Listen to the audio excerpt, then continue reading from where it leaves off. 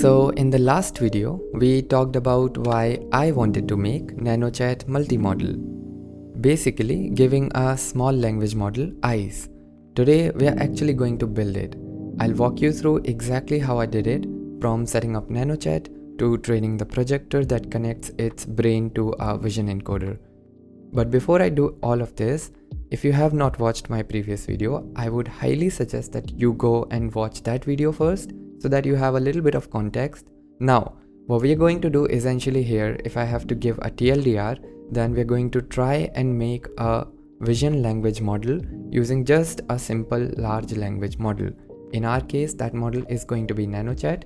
So we are going to try and give that model eyes or vision so that it can look at images and then understand the content inside of those images. Now for the first step here, we are going to just download Nanochat or clone Nanochat locally and open it in Cursor. And then I want you to ask Cursor to go through the entire codebase and based on the things that you know, create a learning module for you. Something that you can read and try to understand things that you don't currently understand in the codebase. This is a ML project, and the way I like to formulate or set up my ML projects is that in the first part, I like to go and research on existing methods or existing people who have tried out similar kind of projects. One of my favorite ways is written in this Blip2 paper, where the authors actually use the pre-trained vision encoder and a pre-trained large language model, and they were able to connect these two using a simple Q-former. The thing in the middle that we are calling Q-former is essentially a transformer model that is able to extract parts of the images that has semantics that the large language model can then understand. I realized that this setup fits perfectly for my use case, and I did a little bit of internet hunting and found pre-trained versions of the Q-former, pre-trained version of the vision encoder, and the pre-trained version of the Nanochat. I don't really plan to train all of these modules from scratch, because if I were to do that, I would need to spend a lot more time, a lot more effort, and chances of me failing would be really high. I had decided upon an architecture for myself. At this point, I realized one very funny thing, which is that I cannot directly connect the Q-former that was pre-trained in the Blip2 paper to the Nanochat. I could not do that because there were differences in the dimensions between the Q-former and the Nanochat. So the solution to that is very simple. We're just going to create a simple sequential two-layered linear neural network which will map the 768 dimensional output from the Q-former to Nanochat's 2048 dimensional embedding space. This is the only learnable part in our entire setup. Just to reiterate, we have a vision encoder, a Q-former, and a LLM. All of these three things are frozen. However, this projector is not frozen. We're going to train this projector so that this setup sort of figures out how to work together. Think of it as like we have a pair of eyes that can look and a brain that is very smart. However, they don't know how to talk to each other. We need a translator in between. And this projector neural network is exactly the translator that we need. So this is the only learnable part in our module. Now, once we have figured out the architecture, the next thing that I like to do while working on machine learning project is to think of datasets. This is really very important, and I cannot stress how difficult it is when you're trying to figure out the right dataset for your task. Because if you don't choose the correct kind of dataset, even if you have like the most perfect architecture and you train it for a long period of time, you might still not get any considerably good output from your model.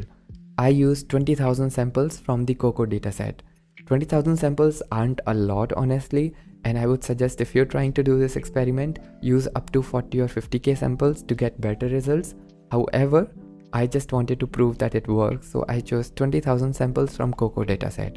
Another reason why I chose this dataset is because the Q-former and the Blip2 vision encoder was already pre-trained on this dataset, which meant I didn't have to worry about unfreezing layers of the vision encoder so that it could understand semantics of new type of images. Once the dataset choosing part is done, the third part is to figure out where you want to train your entire thing. Generally, if you have like something as small as this projector setup that we have, since most of the stuff is frozen and we only have the projector that we want to train on just 20,000 images, you can probably do it on your own consumer hardware laptop. So I can run this entire thing on my MacBook Pro.